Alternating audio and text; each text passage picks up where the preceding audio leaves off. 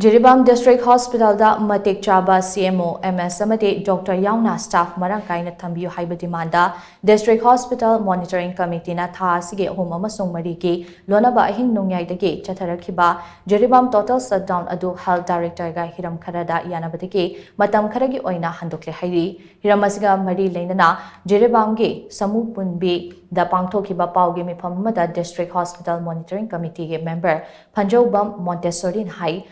Mamang Thakta Health Director Masamakna Jiribam Hospital da Hakting Nana Lakna Yangsilaba Tungda Awat Basing Marilenaba Authority Singa Tanaduna Atubada Pinaba Tauragani Hairamba Amasung Hosek Jiribam District Hospital Ge Matangda Tabakara Lokalakpatigi National Highway number 37 Jiri Impal Lambida Total Economic Blockade Kauramba Adu Matam Kharagi Oina Kumthokpani Haiki.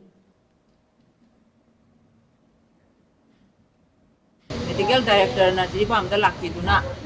akhoi District Hospital onthokyu haiba sumba 150 bedded hospital asi senbirare mahana yengsilaba matungda akhoi praja miyam da haibadi District Hospital Monitoring Committee amadi atete punna satminariba khongjangloi singda thajaba pirakpa haibadi matam nini humni sigi manungda